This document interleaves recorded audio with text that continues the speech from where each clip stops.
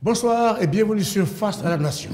Mon invité est Alpha Dieng, administrateur civil à la retraite, ancien conseiller du président Senghor et très actif aussi dans la lutte pour une meilleure condition de vie de la femme à travers Sanfam, une organisation que vous avez créée et dirigée il y a très longtemps, il y a plusieurs années. Alpha Dieng, merci.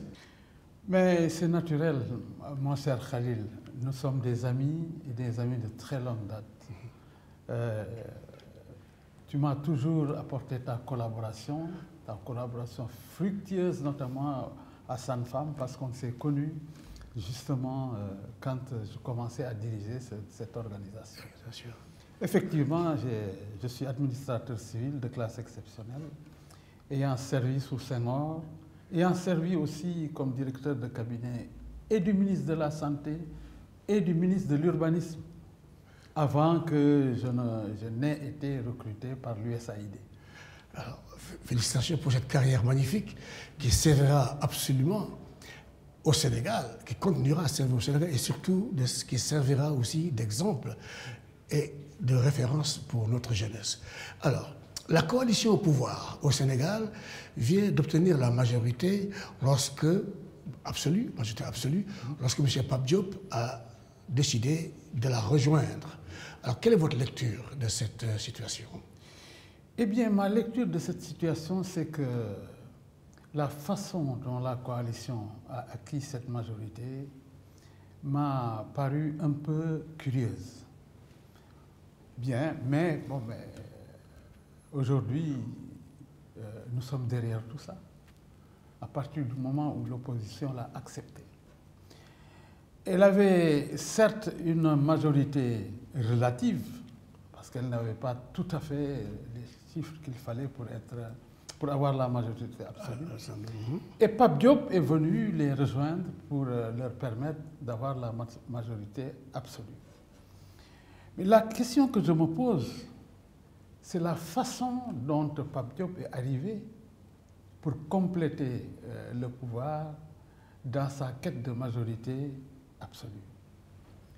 Je me pose la question, et tu fais bien de m'en parler, parce que je n'ai pas très bien compris les raisons pour lesquelles Pape Diop a permis à la majorité, au pouvoir... Coalition politique au pouvoir Oui, au pouvoir, d'avoir la majorité absolue aujourd'hui à l'Assemblée nationale. L'argument principal qu'il a fait prévaloir, c'est d'éviter qu'il y ait crise politique dans le pays. Et cet argument me pousse à me poser la question, à savoir si Pape Diop souhaitait réellement gagner ces élections législatives, parce que s'il les gagnait, il y aurait eu alors crise politique, et comment il se serait comporté. Si les autres coalisés de l'opposition avaient gagné aussi, il y aurait eu certainement une crise. Mais alors, quelle a été sa motivation quand il est allé aux législatives? C'était pour souhaiter que la majorité au pouvoir gagne ces élections-là. Et si c'est ça, est-ce qu'on ne peut pas se poser la question de savoir s'il n'est pas venu, s'il n'a pas complété cette majorité dans un but purement personnel et pour ses intérêts purement personnels? C'est la question que je me pose. Vous avez été tout jeune conseiller de M. Senghor, le premier président du Sénégal. Vous avez vu donc le Sénégal évoluer dans la politique, n'est-ce pas? Depuis Senghor, en passant par Diouf et Wade. Alors, qu'est-ce qui a changé au Sénégal? Surtout dans l'administration, d'ailleurs, la manière dont l'administration est menée. Ce qui a changé, c'est beaucoup de choses. D'abord, il y a eu un relâchement total, presque total, si on peut dire. Un relâchement du point de vue même de la mentalité des Sénégalais. Un relâchement qui a consisté à ce que les Sénégalais ne travaillent plus. Il y a un changement de mentalité quasi général. Le comportement des Sénégalais est devenu atypique. Il y a beaucoup d'indiscipline. Puis, parlant de l'administration, moi, le sentiment que j'ai, c'est que l'administration s'est délitée. Elle s'est délitée parce que nous avions la meilleure administration d'Afrique de notre temps. Nous avions les meilleurs fonctionnaires. Nous étions enviés de toute l'Afrique et même du monde au plan de notre diplomatie, au plan même du fonctionnement même de notre administration. Mais qu'est-ce qui est arrivé après nous? Eh bien, ce relâchement a été dû d'abord au fait que l'administration n'est plus pour les administrer. On y nomme des responsables qui n'ont pas le temps de les administrer, qui ont le temps de la politique grâce à laquelle ils ont été nommés à leur poste. Nous sommes en face d'une administration qui, en plus, est devenue pléthorique, très pléthorique, dans une période où, dans une ère où il fallait justement dégraisser au profit du digital, du numérique. Nous sommes arrivés à une administration, nous avons aujourd'hui une administration qui n'a pas pu profiter réellement des progrès techniques. Alors, la solution, est-ce qu'il y a une solution? Que faut-il faire? Que faut-il faire? Il faut se mettre au digital immédiatement. Il faut dégraisser immédiatement. Il faut vraiment faire en sorte que l'administration ne soit pas aussi budgétivore. Il faut rapprocher davantage les administrés des administrateurs. Il faut évidemment corriger toutes ces fautes qui sont venues se greffer à cette administration et qui s'appellent l'absentéisme, la corruption, la flânerie et surtout les abus de pouvoir. Après 5 ans, vous avez été directeur de cabinet de Mamadou Diop, le maire de Dakar. Vous avez donc certainement vu les politiciens en activité, n'est-ce pas? Et aujourd'hui, que dites-vous de la pratique qui consiste à distribuer des liasses de billets devant les caméras ou les téléphones portables qui mettent en ligne aussitôt? Et qu'est-ce qui s'est brisé? Qu'est-ce qui nous a amené à ce niveau, n'est-ce pas, à ce type de spectacle? Bien, j'ai été directeur de cabinet de Mamadou Diop, qui était ministre de la Santé publique. Mais quand j'ai été son directeur de cabinet, nous avons apporté l'administration au ministère de la Santé. Le ministère de la Santé n'était pas administré. C'est nous qui avons fait appliquer la réglementation, la législation concernant le secteur de la santé. Nous avons réglementé le secteur privé. Nous avons pu mettre beaucoup de rigueur dans la façon dont on installait les officines, les cabinets médicaux, etc. Nous avons fait appliquer rigoureusement et de la manière la plus efficace les principes et les recommandations concernant les soins de santé primaire. Nous avons même amélioré la gestion des hôpitaux. Et je le dis, comme vous savez, du moins je le dis en fonction des événements qu'on vient de vivre. En particulier, nous avons institué des services d'entretien et de maintenance dans les hôpitaux. Si on les avait suivis aujourd'hui, il n'y aurait pas eu des services qui auraient brûlé, qui auraient été incendiés, ou alors des machines qui ne marcheraient pas, telles que des scanners et des appareils d'IR. Mais aujourd'hui, on a l'impression que la gestion des ministères n'intéresse pas les Sénégalais. Nous avons l'impression que la politique a pris le pas et sur l'administration et sur l'économie. Les gens vivent de la politique maintenant, plus qu'ils font faire de la politique pour développer le pays. D'où toutes ces dérives, les détournements, l'accumulation de biens qu'on trouve chez des députés qui n'étaient rien à l'origine. Imaginez-vous, mon cher Khalid, que du temps de Senghor, les députés n'avaient pas de salaire. Ils avaient juste des défraiements, c'est-à-dire on leur remboursait leurs frais de transport. Mais le fait d'avoir le fait d'avoir introduit le salaire, les indemnités, etc., de donner beaucoup de litres d'essence, ça a donné des idées, ça a corrompu les députés.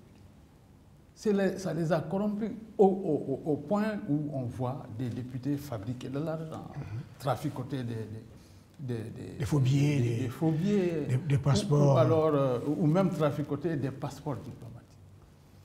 L'affairisme est entré dans le cœur de l'État, alors que de notre temps, c'était la motivation qui nous guidait. J'avais 28 ans quand Senghor me nommait comme son conseiller, mais il ne me connaissait pas. On lui avait juste dit, il avait juste demandé qu'on recrute pour lui un conseiller. 6 mois après, il m'appelait. Il m'appelait pour me féliciter pour mon travail. Mais dès qu'il m'a vu, il s'est étonné. Il m'a dit, mais vous êtes jeune. Je dis, oui, je suis jeune, mais bon, j'essaie de me mettre à la hauteur de mes tâches. Et ça nous amène un peu à un point important, celui du choix des conseillers. Ouais. Est-ce qu'on doit choisir un président de la République? Est-ce qu'il doit choisir ses conseillers forcément parmi les gens de son camp politique s'il veut vraiment avoir une vision claire de son travail? Excellente question. Moi, je n'étais d'aucun parti. On m'a repéré, on m'a ciblé parce que j'avais de très bonnes réactions dans les réunions qui avaient lieu et auxquelles on conviait la présidence de la République. Un bon conseiller, un bon collaborateur doit être choisi d'abord et avant tout selon ses compétences et son sérieux. Et je suis d'ailleurs étonné parce qu'avant, de notre temps, quand on nommait quelqu'un, on faisait des enquêtes. On voyait si la personne qui était pressentie était compétente, mais on voyait aussi si sa vie sociale était normale, s'il était équilibré, si elle était honnête, s'il fréquentait des endroits fréquentables. Alors s'il était nommable, voilà. Selon vous, quand est-ce que le changement a commencé à se faire sentir? Bien, alors, il y a eu 2 changements qui se sont opérés à des époques différentes.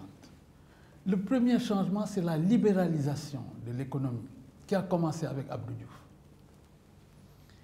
Dès qu'Abdou est arrivé au pouvoir, il a été désigné d'abord comme président de la République pour se substituer temporairement à Senghor.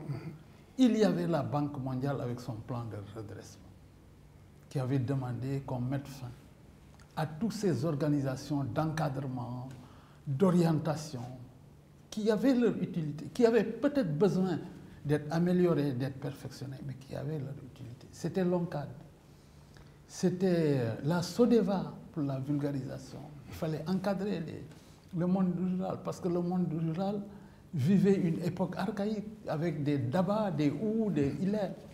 Il fallait moderniser tout ça. Il faudrait faire de la prophylaxie. Et il fallait vraiment des outils sur ça. Tout ça a été détruit.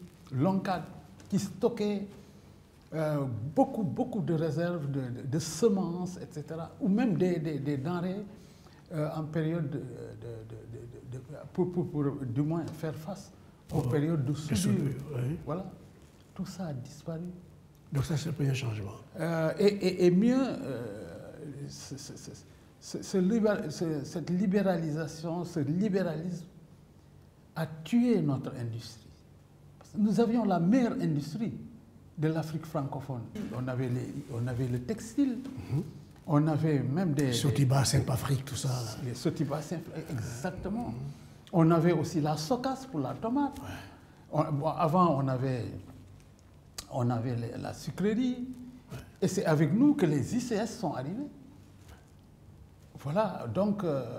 Et puis partout dans les régions, on avait des industries de transformation de nos produits naturels ou non seulement de nos produits naturels, mais de nos minerais. Je me souviens, là, il y avait le PAMI-blé. Il y avait PAMI. Alors, oui. Il y avait aussi qu'on avait développé beaucoup d'institutions.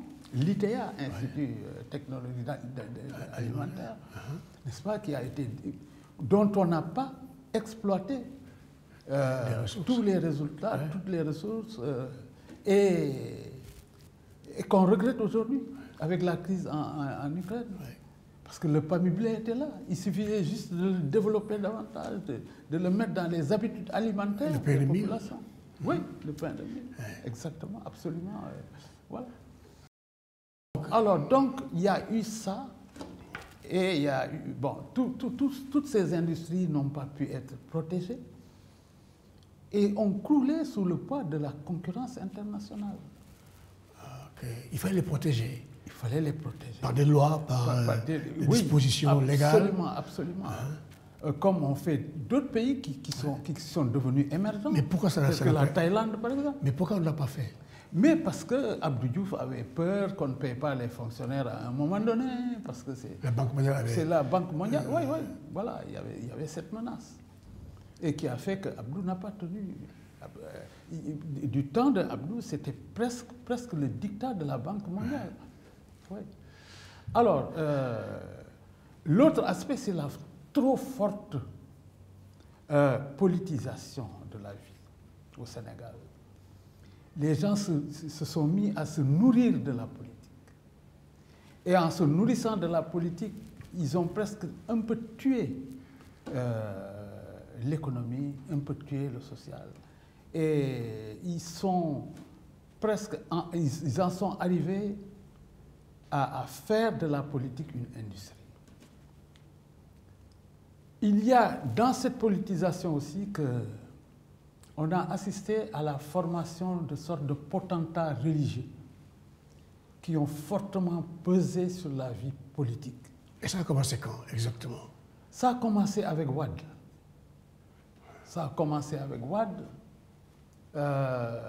Et disons, ça s'est renforcé. Ça s'est renforcé au point où, aujourd'hui, ça gêne, ça affaiblit l'autorité de l'État.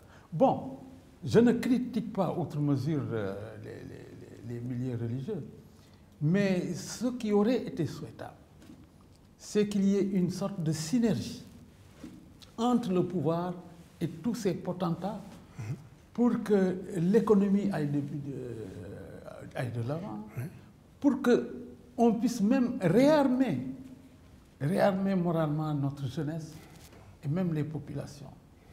Parce que grâce à l'influence des marabouts, on peut arriver à mettre fin à certains comportements, les comportements atypiques dont des jeunes, on parle, des jeunes. Canaliser un peu. Les canaliser, vraiment les amener à avoir une vie communautaire du Sénégal, plutôt que d'avoir une vie strictement individualiste de l'existence. Ça nous mène à la jeunesse aujourd'hui. Nous avons une jeunesse vivante, très vibrante d'ailleurs. Oui. Et cette jeunesse est prompte à manifester. Alors comment voyez-vous ça? D'où est-ce que ça vient? Bon, j'aime bien que vous me dites, et j'ai aimé que vous disiez que prompte à manifester. Effectivement, elle est prompte à manifester, elle n'est pas prompte à voter. Ah. Voilà, et ça, c'est justement... c'est typique de la jeunesse sénégalaise. Et c'est typique de la jeunesse... Elle ne vote pas. Elle ne vote pas. Et elle ne vote pas. Je ne lui reproche pas. Je pense qu'il y a une insuffisance prise en charge dans l'éducation de la jeunesse. L'éducation civile, l'éducation politique. Les partis ne recrutent pas assez les jeunes pour les former, pour leur donner le sens de la responsabilité, pour les amener à voter, ou alors pour même les impliquer dans des politiques qui les concernent. On ne se réveille pas un beau jour pour dire, bon, mais je donne 150 milliards pour qu'on emploie les jeunes. Ça ne marche pas. On ne peut pas employer quelqu'un qui ne sait pas travailler. Il faut le former, il faut le perfectionner, il faut le mettre dans les circuits qui lui permettent vraiment d'être opérationnel. Vous êtes passé donc entre les mains de Senghor et de Mamadou Diop, qui était quand même aussi quelqu'un de particulier, spécial. Ah, oui. Quelqu'un qui qui a vraiment fait ses preuves sur le plan administratif. Alors, et après, vous êtes devenu quand même un sympathisant de Abdoulaye Wade. Comment ça s'est passé? Ah, très bonne question aussi. Alors, il s'est passé que mon ami Jean-Paul Diaz m'avait fortement encouragé à m'approcher de Wade. Parce que lui-même avait quitté l'administration, mais pour d'autres raisons. Je crois qu'il a eu un contentieux avec Jean Collin. Il y a eu un incident qui avait eu lieu quelque part. On lui a demandé de s'expliquer. Il a refusé de s'expliquer. Et puis, on l'a chassé de la présidence. Et puis, il est entré dans la politique. Jean-Paul. Mais Jean-Paul, c'est un promotionnaire. On a fait l'ENA ensemble. D'accord. On a fait l'ENA, on avait sympathisé. Il est venu me voir chez moi pour me dire, vraiment, au Parti démocratique sénégalais, nous cherchons des gens comme toi. Bon, c'est là que je me suis rapproché de... C'était en quelle année, à peu près? C'était dans les années 80? Voilà, c'était oui, les années 80. Ouais. C'était les années 80, mais je dirais même 90. Quand j'ai approché Abdoulaye Wade par le truchement de Pape Samba Mboup, qui m'a reçu, on a discuté, je lui ai dit ce que je faisais. Et il m'a demandé si je pouvais l'aider au plan logistique et même au plan de la formation de ses militants.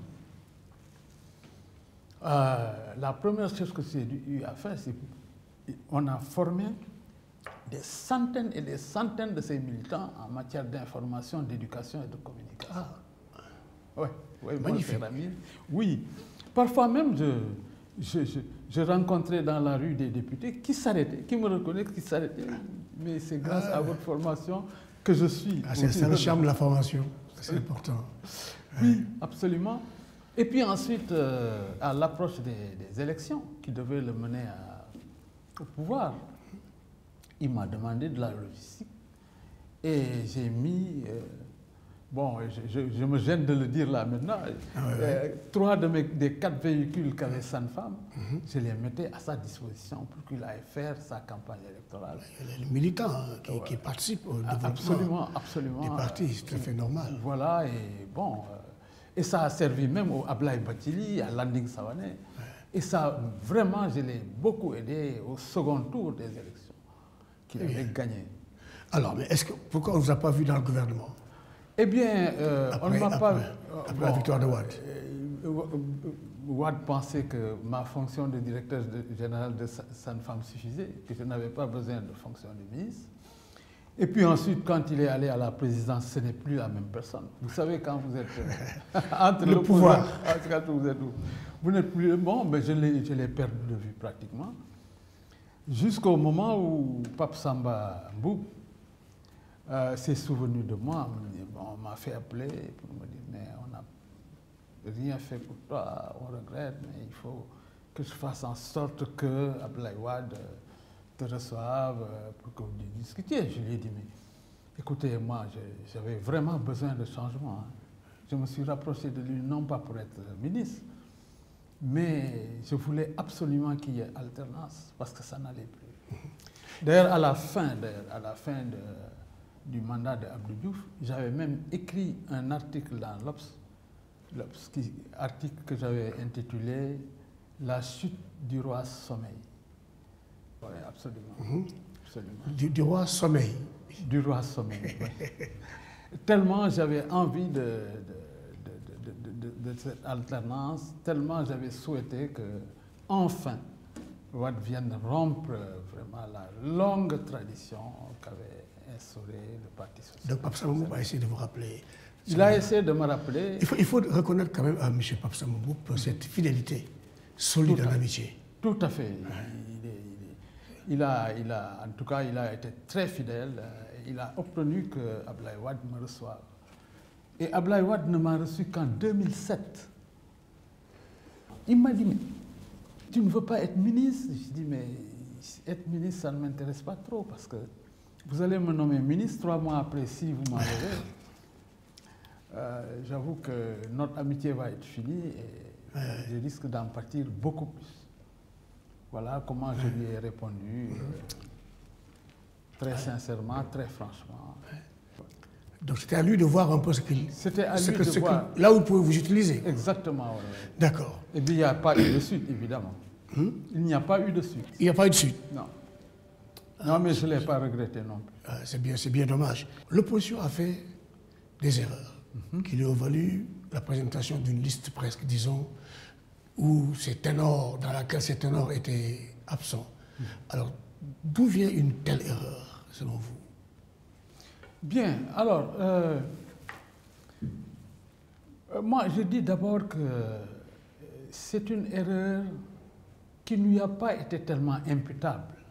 Parce que je n'ai pas compris qu'on scinde une liste en deux et qu'on dise il y a la liste des titulaires et la liste des suppléants. Une liste, c'est une liste. Vous savez, quand vous allez en match de football, vous avez la liste de vos 18 joueurs.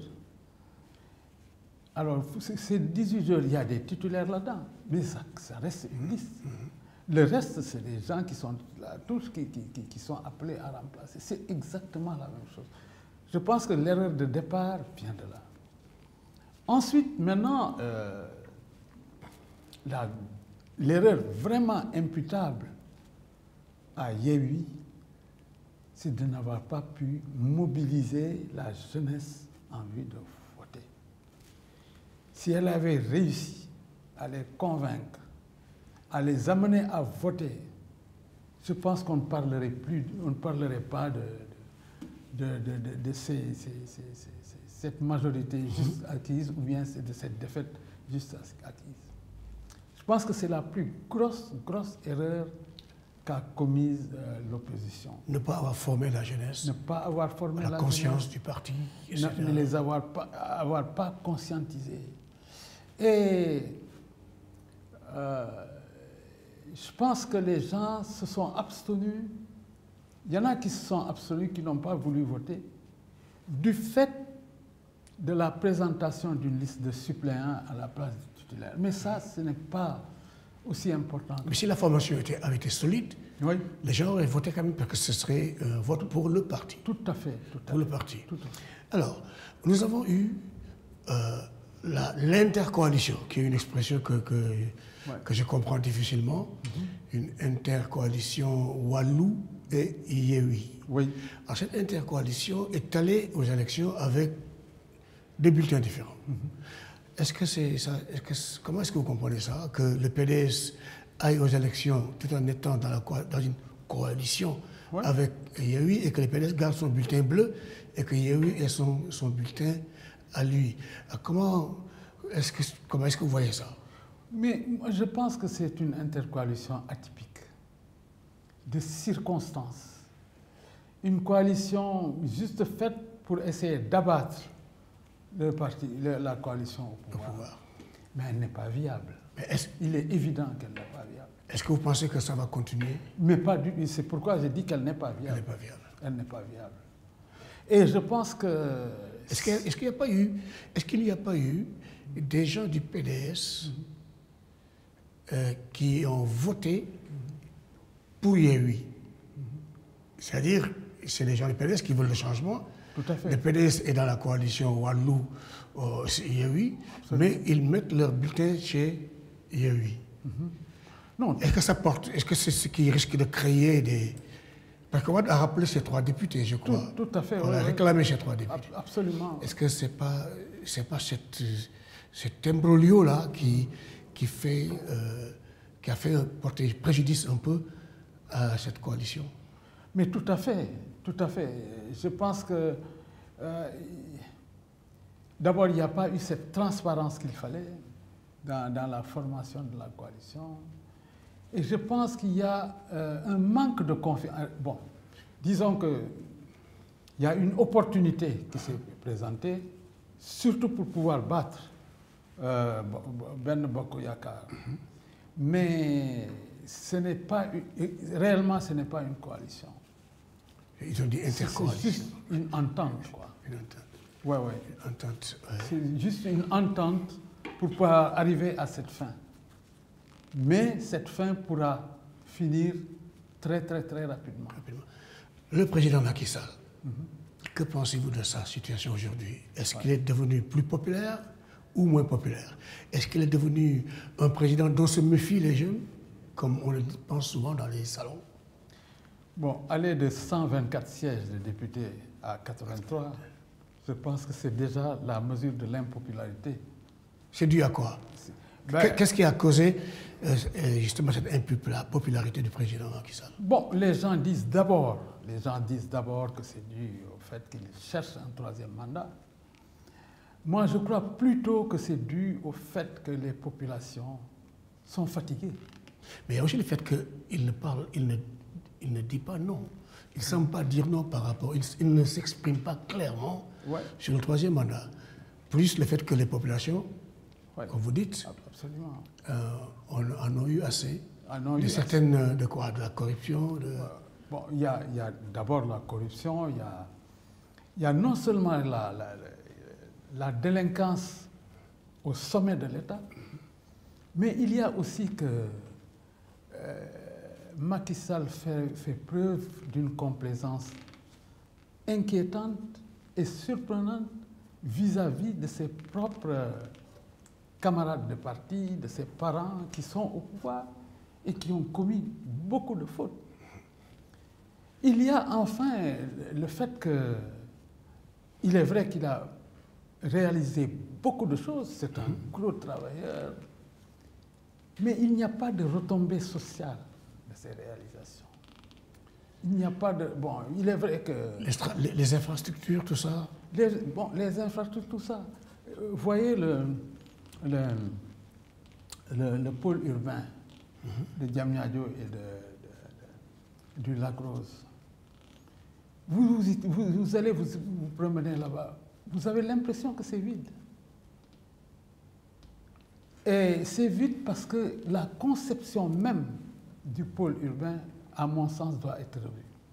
Un pôle urbain, ce n'est pas un pôle économique ni industriel. C'est un pôle qu'il faut peupler, justement. Donc, il ne fallait même pas chasser les populations qui étaient là-bas. Parce que les infrastructures que vous mettez là, c'est des infrastructures qui doivent être utilisées par les populations. Absolument.